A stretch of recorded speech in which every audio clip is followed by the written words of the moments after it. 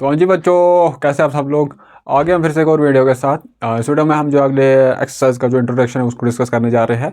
और उसके साथ साथ जो एक्सरसाइज है उसके क्वेश्चंस को भी हम जो है वो डिस्कस कर रहे जा रहे हैं। तो जो हमारा यूनिट है जिसको हम डिस्कस कर रहे हैं उसका नाम ट्रायंगल है। और ट्रायंगल में हम क्या स्पेसिफिक चीज़ को जो है वो डिस्कस कर रहे हैं, दैट इज़ टू ट्रायंगल को हम कब कॉन्ग्रुएंट कहते हैं। यही हम सब करते आ रहे हैं कि दो ट्रायंगल्स को हम कैसे प्रूव करेंगे कि ये कॉन्ग्रुएंट है। तो अब जो है थोड़ा सा हमारा एक अब लेवल अप हो रहा है। इससे पहले हमने जो एक्सरसाइज थी वो एक आइसोसेलेस ट्रायंगल के ऊपर बेस्ड थी। उसके ऊपर भी हमने एक थ्योरम पढ़ा था कि अगर एक ट्रायंगल है या फिर आइसोसेलेस ट्रायंगल है, उसमें अगर दो साइड्स बराबर होती है, आइसोसेलेस ट्रायंगल में दो साइड्स बराबर होती है, तो उन दो साइड्स जो है उनके अपोजिट्स एंगल जो है वो भी एक दूसरे के बराबर होंगे। तो इसी के ऊपर हमने जो है पूरी एक्सरसाइज जो थी वो बेस्ड थी, तो उसको हमने डिस्कस किया था। अगली एक्सरसाइज हमारी किसके ऊपर बेस्ड है, तो एक दो क्राइटेरिया है जिससे हम दो ट्रायंगल्स को कॉन्ग्रुएंट कह सकते हैं। एक तो आपको पता ही है, साइड रूल से ये हमने पढ़ा था। अगर दो ट्रायंगल्स है उसमें से जो एक ट्रायंगल की एक साइड दूसरी ट्रायंगल की दूसरी साइड के बराबर है, वैसे ही जो तीन साइड्स है एक ट्रायंगल की, अगर वो बराबर होंगे दूसरे ट्रायंगल के तीनों साइड्स के बराबर, तो उन दो ट्रायंगल्स को हम फिर कॉन्ग्रुएंट कहते हैं। तो ये बेसिक क्राइटेरिया रूल जो था कॉन्ग्रुएंसी का, ये बेसिक था, मतलब पहला रूल हमने यही डिस्कस किया था। इसके ऊपर जो आज हमें स्पेसिफिकली जो है वो डिस्कस करना है वो ये है RHS रूल। क्या है ये RHS रूल? अब RHS रूल का मतलब क्या है कि हमारे पास अगर दो राइट एंगल ट्रायंगल्स होंगी, उसमें क्या होंगी,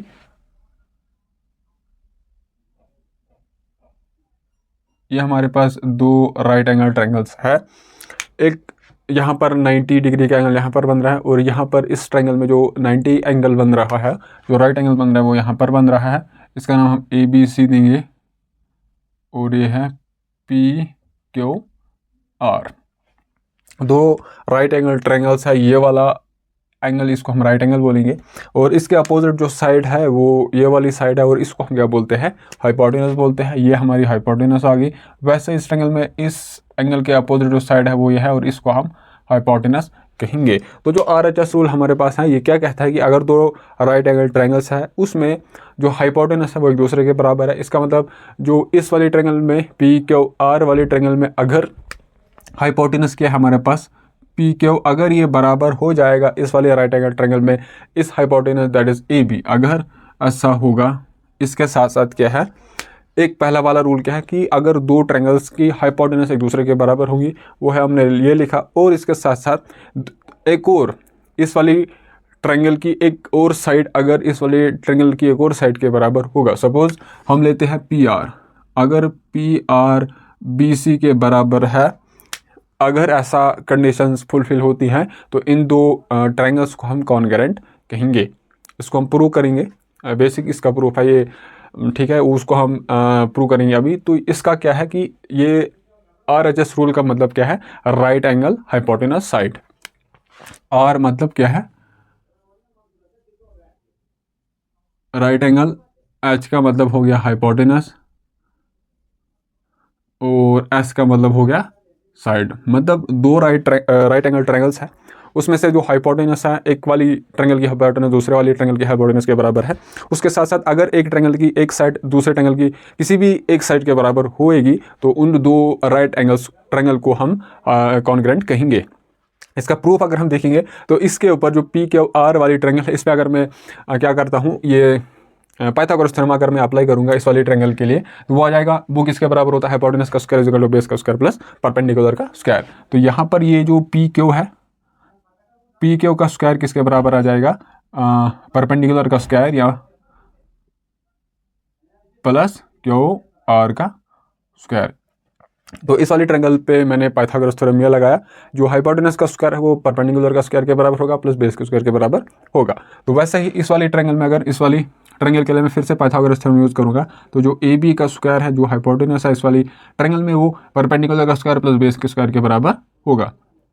BC का स्क्वायर प्लस AC के स्क्वायर ये हमारे पास दो इक्वेशन हैं। अगर जो हमारे पास गिवन क्या था कि ये जो है इसके बराबर है, ये इसके बराबर है, अगर मैं इसको स्क्वायर करूंगा, सपोज 2 जो है वो 2 के बराबर है, 2 का स्क्वायर किसके बराबर, 4, इसका स्क्वायर 4, तो 4 जो है 4 के बराबर है। इसका मतलब अगर मैं इसका स्क्वायर करूंगा, दोनों का स्क्वायर करूंगा, तो फिर से ये दो एक दूसरे के बराबर होंगे। ये चीज़ यहाँ पर 2 = 2 है, तो 2 का स्क्वायर इज अगेन 4, और जो इनका स्क्वायर्स भी है वो एक दूसरे के बराबर होगा। तो जो पी क्यू का स्क्वायर जो है वो किसके बराबर होगा, ए बी के स्क्वायर के बराबर। वैसे यहाँ पर पी आर है, इनका अगर मैं स्क्वायर करूंगा दोनों साइड, जो पी आर का स्क्वायर है वो बी सी के स्क्वायर के बराबर होगा। ये चीज़ है। तो अब हम क्या करेंगे, यहाँ अगर हम देखेंगे, अब क्या करेंगे, हम पी क्यू है, पी क्यू यहाँ पर है, पी क्यू के बदले पी क्यू का स्क्वायर, पी क्यू का स्क्वायर, इसके बदले में ए बी का होल स्क्वायर लिख सकता हूँ। इस वाले को मैं क्या लिखूंगा, ये जो चीज़ है इसको मैं पी क्यू है, पी क्यू जो है उसको मैं क्या लिखूंगा, ए बी का होल स्क्वायर, क्योंकि पी क्यू का होल स्क्वायर किसके बराबर है, ए बी का होल स्क्वायर के बराबर, इज इक्वल टू जो पी आर है, पी आर किसके बराबर है, पी आर का square is equal to B C का होल स्क्वायर। तो पी आर के बदले में बी क्या लिखूंगा, इसके बदले में बी सी का whole square plus Q R का होल स्क्वायर। ये अगर आपको समझ नहीं आया होगा, इसको मैंने रिप्लेस किया, पी क्यू के होल स्क्वायर को रिप्लेस किया मैंने ए बी के स्क्वायर से, ये आ गया ये। अच्छा, और उसके साथ जो पी आर है, पी आर यहाँ पर है, पी आर के स्क्वायर के बदले मैंने बी सी का स्क्वायर लिखा, बी सी का स्क्वायर लिखा, और ये जो क्यू आर का स्क्वायर है वो ये यहाँ पर एज इट इज आएगा। अच्छा, अब हम क्या करेंगे, देखिए इसमें से अगर मैं ए बी स्क्वायर में से अगर मैं ये सब्ट्रैक्ट कर दूंगा तो हमारे पास बचेगा क्यू आर। जो क्यू आर का स्क्वायर है वो किसके बराबर आ जाएगा, ए बी का whole square minus B C का होल स्क्वायर। अच्छा, वैसे ही अगर मैं इसको थोड़ा सा देखूंगा तो जो ए सी है, इसके यहाँ पर जो ए सी है, ए सी किसके बराबर आ जाएगा, ए सी ये चीज़ है, इसको मैं बी सी को इधर ट्रांसपोज करूंगा, तो जो ए सी का स्क्वायर है वो किसके बराबर है, ए बी का स्क्वायर माइनस बी सी का स्क्वायर। इस वाले इक्वेशन से मैंने जो हमारे पास दूसरी वाली राइट एंगल ट्रायंगल थी उसमें हमने ये किया, ए बी का स्क्वायर जो भी है ये चीज़ आ गया यहाँ से, इसमें से मैंने ए सी का स्क्वायर फाइंड आउट किया, वो किसके बराबर आ रहा है, ए सी का square is equal to A B का स्क्वायर माइनस बी सी का स्क्वायर। अच्छा, यहाँ पर ये चीज़ ऐसे है, यहाँ पर ये ऐसे है। इसको अगर हम देखेंगे, इसके जो आर एच एस में वो क्या है, ए बी का स्क्वायर माइनस बी सी का स्क्वायर, यहाँ पर भी है ए बी का स्क्वायर माइनस बी सी का स्क्वायर। इसका मतलब ए बी का स्क्वायर माइनस बी सी का स्क्वायर यहाँ पर भी है, ये चीज़ इसके बराबर है। इसका मतलब इसके बदले में या ये लिख सकता हूँ, या ए बी का स्क्वायर माइनस बी सी का स्क्वायर ये चीज़ है, इसके बदले हम ए सी का स्क्वायर लिख सकते हैं। तो ये जो आ जाएगा ऐसे, क्यू आर का स्क्वायर जो है वो ए बी का स्क्वायर माइनस बी सी का स्क्वायर, ए बी का स्क्वायर माइनस बी सी का स्क्वायर, इसके बदले हम इस ए सी का स्क्वायर लिख सकते हैं, ए सी का स्क्वायर। जैसे यहाँ पर क्या था, 4 था, 4 किसके बराबर, 4 के बराबर, तो इसका 4 का स्क्वायर रूट अगर हम करेंगे तो वो 2 आएगा। वैसे ही इस 4 का स्क्वायर रूट जो है वो 2 के बराबर आएगा। वैसे ही जब मैं यहाँ पर दोनों साइड जो पावर 2 है उसको जब मैं खत्म करूँगा तो यहाँ बचेगा, मतलब मैं क्या करता हूँ, raising power 1/2 by both side. जो यहाँ से भी मैं पावर को रेज करता 1/2, यहाँ पर भी मैं पावर को रेज करता 1/2, 1/2 मल्टीपल बाई 2, यहाँ पर 1 बचेगा, इसका पावर 1, वैसे ही इसका भी पावर 1। जो क्यू आर है वो ए सी के बराबर है। अब ये जो क्यू आर है, क्यू आर यहाँ पर है, यहाँ पर क्यू आर है, ये वाला साइड ए सी के बराबर है, ये इसके बराबर है। जो पी आर था वो बी सी के बराबर है, P R is equal to B C, और ये तो इसके बराबर ही था। तो इससे क्या हमें ये पता चला, क्यू आर जो है ए सी के बराबर है, तो ये पी क्यू ए बी के बराबर, पी आर बी सी के बराबर, क्यू आर ए सी के बराबर। Therefore by side congruency rule this two triangles are congruent.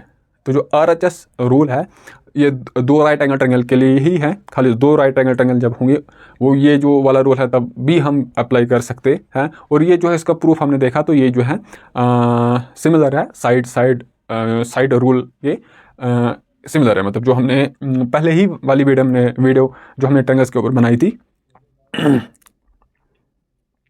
तो उसमें हमने ये पढ़ा था कि अगर 2 ट्रायंगल्स को हमें प्रूव करना होगा ये कॉन्ग्रुएंट है तो पहला रूल क्या था, साइड।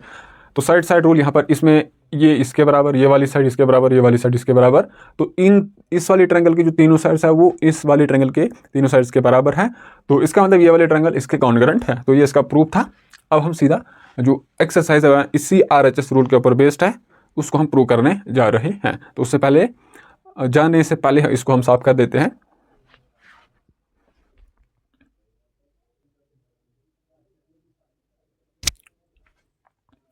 तो जो इस एक्सरसाइज का पहला क्वेश्चन हमारे पास इस तरीके से कि ABC and DBC are 2 isosceles triangles, जो 2 ट्रायंगल्स है वो आइसोसेलेस ट्रायंगल है। तो कहने का मतलब ये है कि ये वाली साइड इस वाली साइड के बराबर होगा ABC ट्रायंगल में। ABC वाली ट्रायंगल में अगर हम अंदर वाले को थोड़ा भूल जाएंगे, इमेजिन करेंगे जो अंदर वाला चीज़ जो है ही नहीं, तो ABC एक आइसोसेलेस ट्रायंगल है, मतलब ये वाली साइड इसके बराबर है। वैसे ही अगर हम DBC को देखेंगे, DBC वाले ट्रायंगल को देखेंगे, इसको अगर हम भूल जाएंगे तो ये एक आइसोसेलेस ट्रायंगल है, इसका मतलब ये वाली साइड इसके बराबर है। और उसके साथ साथ हमारे पास क्या है कि जो इन दो आइसोसेलेस ट्रायंगल की जो खासियत है कि इनकी जो बेस है वो सेम है BC। ABC की भी बेस BC है, DBC की जो बेस है वो भी BC ही है। And the vertices A and D are on the same side of BC। जो वर्टेक्स A और D है ये BC के एक ही साइड है, या तो ऊपर है या फिर नीचे है, तो मैंने ऊपर बनाया है तो ये हो गया एक ही साइड में है। If AD is extended to intersect BC at P, अगर इस AD है, इस AD को हमने एक्सटेंड करा है और ये जो AD है इस BC को इंटरसेक्ट करती है कहाँ पर, P पर, तो ये P आ गया। हमें शो करना है कि triangle ABD is congruent to ACD। ABD हमारे पास ये है, ABD is congruent to ACD। तो हम पहले ये दो ट्रायंगल्स को कंसिडर करेंगे। Solution, consider triangles ABD and triangle ACD। ABD हम यहाँ पर बनाएंगे ताकि थोड़ा सा आप विजुलाइज कर सको क्या हो रहा है। एक साइड ये है, एक साइड ये है, this is B, this is D and this is A। वैसे ही यहाँ पर इस तरीके से है CAD। तो इसमें क्या है, इस तरीके से है ये वाली साइड और ये इस तरीके से है। तो हमें प्रूव करना है कि ये दो ट्रायंगल्स कॉन्ग्रुएंट है। तो कॉन्ग्रुएंट क्या आ जाएगा, जो AB है, AB जो है AC के बराबर होगा। क्यों होगा, क्योंकि ABC जो है एक आइसोसेलेस ट्रायंगल है, तो AB और BC AB और AC जो एक दूसरे के बराबर होंगे। तो इस वाली ट्रायंगल में जो AB है, AB जो है वो AC के बराबर है, ये गिवन आ जाएगा because ABC is a isosceles triangle. वैसे ही जो BD है, BD sorry this is D है ना, ये D आ जाएगा ना। BD इस वाली ट्रायंगल में जो BD है वो CD के बराबर होगा because DBC is a isosceles triangle. तो आइसोसेलेस ट्रायंगल में दो साइड्स बराबर होंगी, ये वाली साइड इसके बराबर है, तो जो BD है वो CD के बराबर होगा। जो BD है वो किसके बराबर होगा, CD के बराबर होगा। अगेन गिवन, अगर ये चीज़ गिवन है तो हम क्या बोल सकते हैं, AD जो है वो AD के बराबर ही होगा। इस वाली ट्रायंगल में ABD में जो AD है वो बराबर होगा ACD वाली ट्रायंगल में AD के। जो AD है वो AD के बराबर है, कॉमन, ये चीज कॉमन है। Therefore by side side rule, side rule जो ट्रायंगल्स है वो कॉन्ग्रुएंट है। ट्रायंगल कौन कौन सी है, ABD and ACD are congruent, ये हमें प्रूव करना था। अब अगर ये कॉन्ग्रुएंट है तो हम क्या बोल सकते हैं इसमें, इसको हम पहले यहीं पर रखते हैं, क्या पता हमें ये वाली चीज़ें आगे जाके मत इस्तेमाल करनी होगी जो बाकी पार्ट्स हैं। तो अब दूसरे पार्ट को हम देखेंगे। हमारे पास क्या है, ट्रायंगल ABP कौन सा ट्रायंगल है, ABP ये एक ट्रायंगल है, और उसके साथ साथ हमारे पास दूसरी वाली ट्रायंगल कौन सी है, ABP है ना, ABP ये एक ट्रायंगल है। ACP ये वाली हमारे पास एक और ट्रायंगल है। यहाँ पर ये है ABP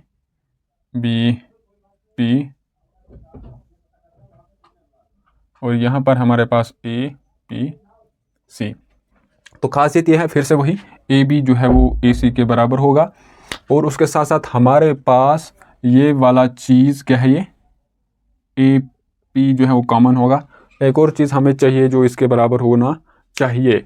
तो ऊपर वाली ट्रायंगल में अगर हम देखेंगे, ऊपर वाली ट्रायंगल से हम क्या चीज़ का इस्तेमाल कर सकते हैं ताकि ये दो ट्रायंगल्स कॉन्ग्रुएंट प्रूव हो सके। तो ये देखिए, ये वाला जो D है वो इसको कॉरस्पॉन्ड करेगा, A जो है इसको कॉरस्पॉन्ड करेगा, तो जो B है वो C को कॉरस्पॉन्ड करेगा। तो कॉरस्पॉन्ड करने का मतलब क्या हो गया, कोई यहाँ पर जो एंगल है CAD या फिर एंगल A ये इसके बराबर होगा कि नहीं होगा। वैसे ही यहाँ पर ये वाला एंगल इसके बराबर होगा और ये वाला एंगल इसके बराबर होगा। लेकिन जो चीज़ हमें चाहिए वो हम वही चीज़ का इस्तेमाल करेंगे। ये वाला एंगल A यहाँ पर है, ये वाला भी एंगल यहाँ पर A कॉमन है, जो इस वाले ट्रायंगल में भी था और नीचे वाले ट्रायंगल्स में भी है। इसका मतलब ये जो एंगल है इसको हम बराबर लिख सकते हैं, लेकिन हमें देखना पड़ेगा कि ये चीज़ ऐसा ही है कि नहीं है। अगर हम इसको देखेंगे ना, ये जो AD है, इस AD को हमने क्या किया था, एक्सटेंड किया था ना। AD ये लाइन थी, इसको फिर से हमने इसी डायरेक्शन में एक्सटेंड किया था। मतलब जो DAB है, DAB है वो PAB के बराबर होगा। वैसे ही जो DAC है वो PAC के बराबर होगा। तो इसको दूसरे वाले पार्ट को हम कैसे प्रूव करेंगे, फिर से कंसिडर जो हमें कॉन्ग्रुएंट प्रूव करने हैं। तो ट्रायंगल्स हमारे पास क्या है, कंसिडर ट्रायंगल्स क्या है हमारे पास, ए बी पी एंड कौन सी वाली ट्रायंगल, ए सी पी। तो इसमें क्या है, ए बी जो है वो ए सी के बराबर होगा, ए बी जो है वो ए सी के बराबर होगा। क्या रीज़न हम देंगे, गिवन, क्योंकि दो ट्रायंगल्स ए बी सी एक आइसोसेलेस ट्रायंगल थी, जो ए पी है वो ए पी के बराबर होगा और ये कॉमन है।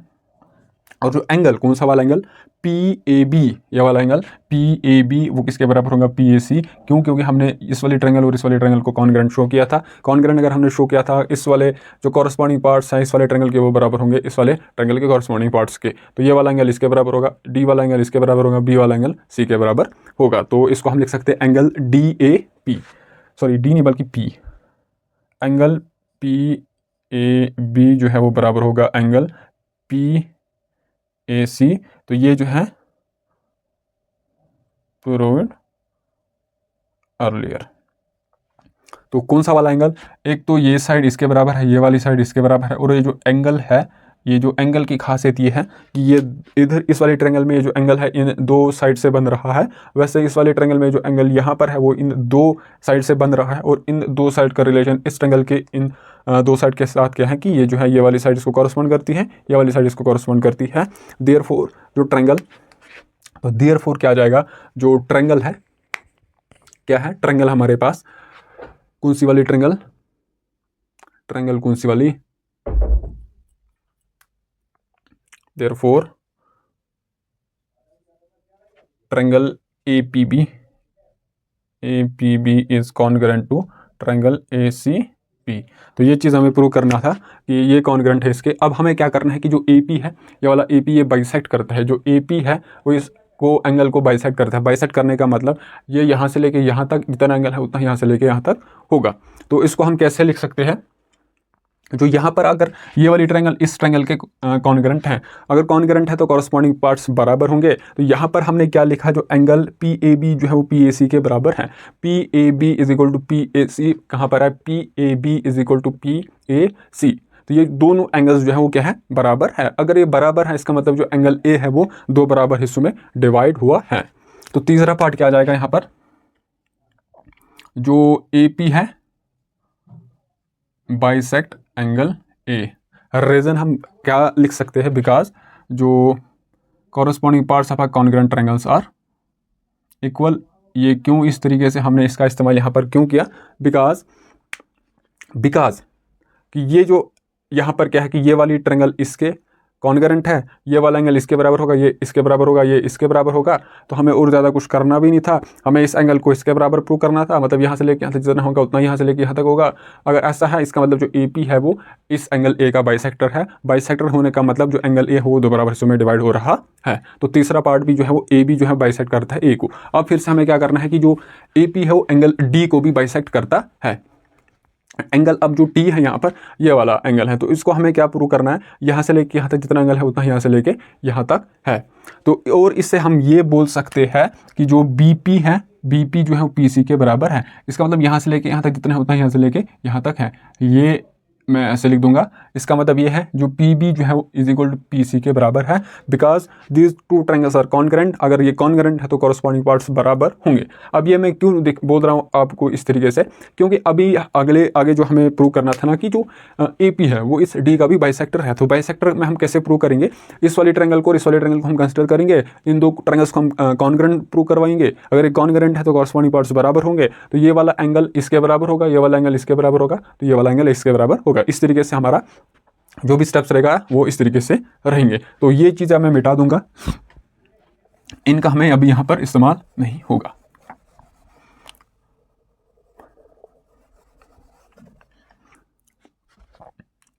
इसके कितने पार्ट्स थे, दो पार्ट्स थे, एक पार्ट तो इसका हो गया। अब हम क्या करेंगे, कंसिडर इसका जो सेकंड पार्ट है, कंसिडर ट्रायंगल्स। कौन सी ट्रायंगल्स, P या PDB एंड PDC। या अगर आ गया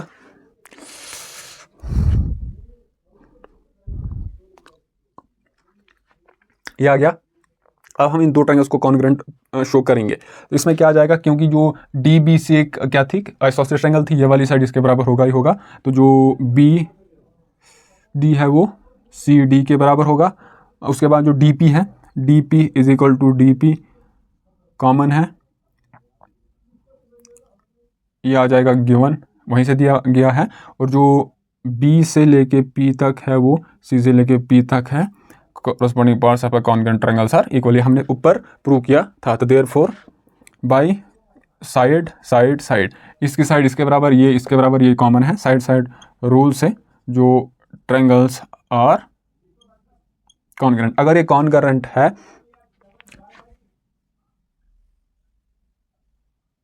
ये दो ट्रायंगल्स थी हमारे पास, डी यहाँ पर, ये डी यहाँ पर, ये पी यहाँ पर, ये बी यहाँ पर, ये सी यहाँ पर, ये वाली साइड इसके बराबर, ये वाली साइड इसके बराबर, ये तो कॉमन है। अगर ये कॉमन है तो ये जो पी है वो पी को कॉरस्पॉन्ड करेगा, बी सी को कॉरस्पॉन्ड करेगा। तो जो बी पी डी है वो किसके बराबर होगा, सी पी डी के। ये वाला एंगल इसके बराबर होगा, क्यों, corresponding parts of a congruent triangle are equal. वैसे या बी जो है सी को कॉरस्पॉन्ड करता है, तो यहाँ वाला एंगल इसके बराबर होगा 2 डॉट्स, और यहाँ पर ये वाला एंगल 3 डॉट्स इसके बराबर होगा, बिकॉज डी जो है कॉरस्पॉन्ड करता है इस वाले ट्रायंगल में इस डी वर्टेक्स को। ठीक है, इसका ट्रायंगल का वर्टेक्स डी जो है वो कॉरस्पॉन्ड करेगा इस वाले ट्रायंगल के इस वर्टेक्स डी के साथ, मतलब एंगल भी जो है वो बराबर होगा। अगर ये इस तरीके से है तो हम क्या बोल सकते हैं कि जो एंगल क्या पी डी बी जो है वो किसके बराबर होगा, एंगल पी डी सी के। अब अगर ये है इस तरीके से, इसका मतलब जो एंगल डी है यहाँ पर, ये जो एंगल है 2 बराबर हिस्सों में डिवाइड हुआ है, डिवाइड, और इसको किसने डिवाइड किया है, डीपी ने। अगर इस पी को मैं थोड़ा एक्सटेंड करूंगा तो ये क्या है, एपी। इसका मतलब जो एपी है वो इस डी को भी बाइसेक्ट करती है। देयरफॉर जो एपी है वो बाइसेक्ट डी एज वेल। यही चीज़ हमें प्रूव करना था कि ये जो है क्या है, बाइसेक्ट करता है एक इस ए वर्टेक्स को भी एबीसी वाले ट्रायंगल में, और डी वर्टेक्स को भी डीबीसी ट्रायंगल में। तो ये चीज़ आ गया। अब हमें क्या करना है कि एपी को हमने परपेंडिकुलर बाइसेक्टर शो करना है। बाइसेक्टर तो उसको हमने पहले ही प्रूव कर लिया। बाइसेक्टर का मतलब एक ऐसा लाइन जो एक लाइन को 2 बराबर हिस्सों में डिवाइड करता है। तो ये जो बीसी था इसको इस पी ने 2 बराबर हिस्सों में डिवाइड किया है, बिकॉज जो बी से लेके पी तक जितना है उतना ही पी से लेके सी तक है। क्यों, क्योंकि हमने इस ए बी पी को कॉन्ग्रुएंट शो करा था ए सी पी के। तो अगर ऐसा है, ये वाला यहाँ से लेके यहाँ तक है, यहाँ से लेके जितना है उतना यहाँ से लेके यहाँ तक है, तो ये जो बी पी है वो बराबर होगा पी सी के। इसका मतलब जो ए पी है वो इसका क्या है, बाइसेक्टर है। अब हम इसको प्रूव करना है, ये परपेंडिकुलर है। परपेंडिकुलर का मतलब यहाँ पर ये जो एंगल बनाएगी इस बी सी के साथ वो 90 होना चाहिए। अब ये 90 हम इसको कैसे प्रूव करेंगे, 90 इसको हम ऐसे प्रूव करेंगे कि यहाँ पर ये वाला एंगल इस वाली ट्रायंगल में, इस वाली ट्रायंगल में ये एंगल इसके बराबर है। हमें ये प्रूव करना है कि यहाँ पर जो ये वाला एंगल या फिर ये वाला एंगल 90 के बराबर होना चाहिए। अगर ये वाला एंगल 90 के बराबर होगा तो ये भी 90 के बराबर होगा, बिकॉज ये कॉन्ग्रुएंट है। तो ठीक है, बिकॉज ये कॉन्ग्रुएंट है। तो अब हमें क्या पता है, हमने जो पिछले वाला लाइन्स एंड एंगल वाला यूनिट डिस्कस किया था उसमें हमने इंटीरियर एंगल पढ़ा था, pair of interior angle. Pair of interior angle क्या होता है, ऐसे 2 एंगल्स जिनकी एक आर्म क्या होगी, कॉमन होगी। जैसे ये और ये 1 2, इसको हम क्या कहेंगे, पेयर ऑफ इंटीरियर एंगल्स। तो ये क्यों है, क्योंकि एक तो ये पेयर मतलब जो जोड़े में होगा, तो पेयर जोड़े में है ये, और ये जो ये वाली लाइन है ये स्ट्रेट है, इसका मतलब ये पूरा एंगल जो है वो 180 डिग्री के बराबर होगा। और जो चौथा पार्ट है जो एपी है, एपी इज बाइसेक्टर ऑफ किसका, बीसी का, बिकॉज जो ट्रायंगल्स है अभी हमने प्रूव करी, ये वाली ट्रायंगल इसके कॉन्ग्रुएंट है, तो कॉरस्पॉन्डिंग पार्ट्स हमने पहले ही प्रूव करे थे। A B P, AP is a bisector of BC, because जो ट्रायंगल कौन C, A B P is congruent to, A B P is congruent to A C P.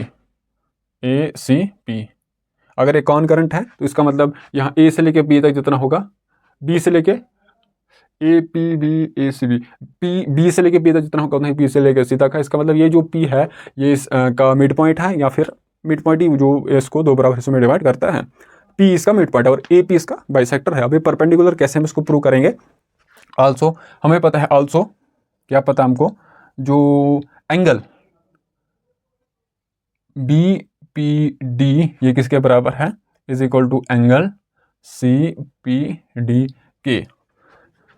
We know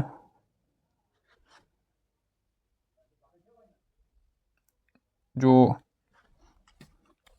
we know pair of interior angles is equal to 180 degree. तो इसका मतलब इन दो का सम जो है किसके बराबर होगा, P B D plus C P D is equal to 180 degree, है ना। ये वाला angle plus C P D, B P D plus C P D जो है किसके बराबर होगा, 180 के बराबर। लेकिन जो पी बी डी है वो सी पी डी के बराबर है, तो इस बी पी डी के बाद हम लिखेंगे angle C P D plus angle C P D, ये 180 के बराबर है। ये C P D plus C P D आ जाएगा 2 टाइम्स, तो सी पी डी किसके बराबर होगा, 2 से हम डिवाइड करेंगे, तो angle C P D is equal to 90 degree. तो हमने यहाँ पर क्या प्रूव कर लिया, जो सी पी डी है ये वाला एंगल 90 के बराबर होगा। अब ये पी जो है यहाँ पर इसके बराबर है, तो ये भी 90 के बराबर हो, तो एंगल जो है यहाँ पर किसके बराबर होगा, 90 के बराबर होगा। इसका मतलब जो ए पी है वो परपेंडिकुलर के साथ साथ क्या है, इस बी सी का बाइसेक्टर है, परपेंडिकुलर भी है बाइसेक्टर भी है, तो इसको हम क्या कहेंगे, परपेंडिकुलर बाइसेक्टर। तो ये जो था हमारा इस एक्सरसाइज का पहला क्वेश्चन था, थोड़ा सा लंबा था। अब हम जो है दूसरे क्वेश्चन की तरफ चलते हैं। सबसे पहले इसको मिटाना पड़ेगा। तो दूसरा क्वेश्चन हमारे पास एक ऐसा है कि AD एक अल्टीट्यूड है किसका, आइसोसेलेस ट्रायंगल का। AD is an altitude of N isosceles triangle ABC। तो ABC हम एक आइसोसेलेस ट्रायंगल बनाएंगे। यहाँ पर है A, उसके बाद B और A C है। उसके बाद क्या है कि जो AD है, इसका मतलब हमने एक लाइन A से ड्रॉ करी, इस वर्टेक्स A से D AD, तो वो कहाँ पर, या तो इस लाइन पे होगी, इस लाइन पे होगी, कि इस लाइन पे होगी। पॉसिबिलिटी है कि या तो इस पे होगी, या इस पे होगी, या इस पे होगी। क्या मैं एक अल्टीट्यूड ड्रॉ कर सकता हूँ इस AB पर, नहीं कर सकता हूँ। वैसे ACP पर, AC जो है उसके ऊपर भी मैं ऐसा अल्टीट्यूड ड्रॉ नहीं कर सकता हूँ। तो एक ही बचता है हमारे पास ऑप्शन, तो A से D में लाइन ड्रॉ करता हूँ। जो अल्टीट्यूड है, अल्टीट्यूड कहने का मतलब क्या है कि एंगल जो है वो BC के साथ कितना बना रही है, 90 डिग्री बना रही है, हमें शो करना है। और इसके साथ साथ ये वाली चीज़ इसके बराबर है। अब अगर यहाँ पर इसके साथ इधर 90 बना रही है, तो इधर भी 90 डिग्री का एंगल बना रही होगी। हमें शो करना है कि जो AD है, जो AD लाइन है वो इस BC को बाइसेक्ट करती है। मतलब जो BD डिस्टेंस है, B से लेकर D तक जितना डिस्टेंस है उतना ही D से लेकर C तक डिस्टेंस है। ये चीज़ हमें प्रूव करना है। और दूसरा पार्ट, हमें जो AD है, जो AD लाइन है वो शो करना है कि इस एंगल A को बाइसेक्ट करती है। मतलब यहाँ से लेकर यहाँ तक जितना एंगल है उतना यहाँ से लेकर यहाँ तक होना चाहिए, हमको प्रूव करना है।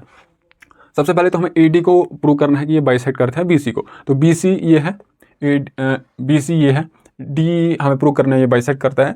तो हमें क्या प्रूव करना है कि जो B से लेकर D तक जितना है उतना D से लेकर C तक है। तो हम इसको कैसे प्रूव करेंगे, हम ट्रायंगल्स जो यूनिट है वो कौन सा डिस्कस कर रहे हैं, ट्रायंगल्स, उसमें हम क्या खास पढ़ रहे हैं कि दो ट्रायंगल्स को हम कैसे कॉन्ग्रुएंट शो करेंगे। तो इसमें भी हम वही इस वाले ट्रायंगल को कंसिडर करेंगे, दोनों ट्रायंगल्स को हम कॉन्ग्रुएंट शो करेंगे। अगर ऐसा हो गया तो दो ट्रायंगल्स में congruent parts of corresponding parts of congruent triangle जो है हमेशा बराबर होते हैं। तो फिर उसी तरीके से हम वहाँ पहले पहुँचते हैं, फिर देखते हैं क्या होता है। कंसिडर सोल्यूशन आ जाएगा इसका, consider triangle ABD and triangle कौन सी, ACD। तो ट्रायंगल्स हम बनाएंगे यहाँ पर, एक ये है, एक ये है, ये इसके बराबर है ये A, AC, AD, ये B। तो क्या है, ये वाली साइड इसके बराबर है, ये वाला एंगल 90 इसके, ये जो भी चीज़ है। तो पहला क्या आ जाएगा, जो AB है वो किसके बराबर है, AC के, ये गिवन है। और इसकी खासियत ये AB और AC की खासियत ये है, इस वाले ट्रायंगल का अगर हम देखेंगे एक राइट एंगल ट्रायंगल है, क्योंकि जो AD था एक अल्टीट्यूड था, अल्टीट्यूड मतलब 90 डिग्री का एंगल बना रहा है इस BC के साथ। तो यहाँ पर ये जो एंगल 90 है इसके अपोजिट जो साइड ये है, राइट एंगल के अपोजिट जो साइड होती है उसको हम हाइपोटेनस बोलते हैं। तो ये आ गया हमारा हाइपोटेनस। वैसे ये राइट एंगल है, इसके अपोजिट जो साइड है AC है, और इसको हम क्या कहते हैं, हाइपोटेनस कहते हैं। और इसके साथ साथ ये जो AD है वो AD के बराबर है, कॉमन है, AD is equal to AD common. अगर ऐसा हो गया तो हमें जो इंट्रोडक्शन मतलब पहले ही इस वीडियो की शुरुआत में पढ़ा था RHS रूल, मतलब राइट एंगल हाइपोटेनस साइड। एक दो ट्रायंगल्स हैं, राइट एंगल होने चाहिए वो, उसमें से दोनों ट्रायंगल में जो हाइपोटेनस है बराबर होनी चाहिए। AB हाइपोटेनस है, AC हाइपोटेनस एक दूसरे के बराबर है। इसके साथ साथ एक और साइड इस वाली ट्रायंगल की, इस ट्रायंगल की दूसरी साइड के बराबर है, AD जो है AD के बराबर है। Therefore by RHS rule this two triangles are congruent. Therefore by RHS rule triangle ABD is congruent to triangle ACD. Therefore, corresponding parts of a congruent triangles are equal. अगर ये equal होंगी तो ये इसके बराबर है, ये जो है इसके बराबर है, तो बची कौन सी वाली साइड, ये वाली साइड इसके बराबर होगी ही होगी। इम्प्लाइज जो BT है वो किसके बराबर होगा, CD के बराबर होगा। अगर ये इस तरीके से है, इसका मतलब ये जो D है इस BC का मिड पॉइंट है, या फिर हम इसको बोल सकते हैं कि जो AD है वो BC का क्या है, बाइसेक्टर है। और जो AD है इज अ बाइसेक्टर ऑफ किसका, BC का। और इसके साथ साथ ये वाला एंगल इसके बराबर है, ये D इसको कॉरेस्पॉन्ड कर रहा है, A इसको कॉरेस्पॉन्ड कर रहा है, B जो है उसी को कॉरेस्पॉन्ड करेगा। इसका मतलब ये वाला एंगल ये इसके बराबर होगा, ये वाला एंगल इसके बराबर होगा। तो दूसरा पार्ट इसका हमारे पास क्या था, जो एंगल, कौन सा angle, BAD is equal to angle CAD होगा कि नहीं होगा। BAD is equal to CAD, ये जो है इक्वल होगा, जो corresponding parts of a congruent triangles are equal. और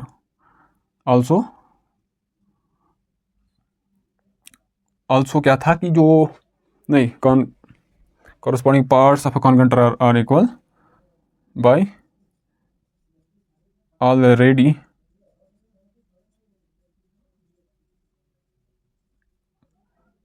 already proven result। क्यों, क्योंकि ऊपर वाले पार्ट में हमने इन दो ट्रायंगल्स को कॉन्ग्रुएंट शुरू करवाया था, तो ये जो है इसके बराबर होगा। देयरफॉर या फिर इम्प्लाइज जो AD है बाइसेक्ट है ना, AD है ना, AD बाइसेक्ट एंगल A। तो यही चीज़ हमें प्रूव करना था कि जो AD है वो बाइसेक्ट करता है एंगल A को। इसके साथ साथ आप देखते हैं कि इस एक्सरसाइज के कितने क्वेश्चंस और हैं। तीसरा क्वेश्चन है, चौथा क्वेश्चन और पांचवा क्वेश्चन है, छोटे छोटे क्वेश्चन हैं, इनको इंशाल्लाह हम अगली वाली वीडियो में जो है डिस्कस करेंगे। होपफुली जो वीडियो है वो जल्दी आ जाए, कल या फिर परसों आ जाएगी। तब तक जब तक भी जो ये वीडियो है इसका दूसरा पार्ट आता है, तब तक आप अपनी पढ़ाई को कंटिन्यू कीजिए। और इस ट्रायंगल के बाद जो हमारा अगला यूनिट रहेगा वो क्वाड्रिलेटरल रहेगा। क्वाड्रिलेटरल आपको पता है, ऐसे 4 साइडेड फिगर, उसको हम क्या बोलते हैं, क्वाड्रिलेटरल बोलते हैं। तो उसके ऊपर फिर से हमें यही चीज़ डिस्कस करना होगा। अब ये चीज़ हम पढ़ के, थोड़ा सा हमारा इमेजिनेटिव पावर जो है वो इंक्रीज़ हो, इमेजिन हम कर पाए कि हमें कैसे जो है वो चलना है, कैसे सॉल्व करना है ज्योमेट्रिकल प्रॉब्लम्स को। अगर आप इमेजिन कर पाते हो तो फिर अपनी लाइफ में भी जो है आप अपने जो प्रॉब्लम्स हैं उनको आप इमेजिन करके सॉल्व कर सकते हो। तो जो फंडा है ज्योमेट्री का, कॉन्ग्रुएंट ट्रायंगल्स को शो करने का, वो ये है कि आप अगर आपको रियल लाइफ में कहीं पर कभी प्रॉब्लम हो तो आप उनको जो है सॉल्व कर सकते हो, कर सके। जैसे आप यहाँ पर इन ट्रायंगल्स को जो प्रॉब्लम्स है उनको आप पहले डिस्टिंग्विश करते हो, इमेजिन करते हो, फिर जाके हम प्रूव करते हैं। वैसे ही आप अपने रियल लाइफ में भी जो आपके प्रॉब्लम्स आएंगी आगे जाके, उनको आप जो है टैकल करके सॉल्व कर सके। बाकी इस वीडियो को हम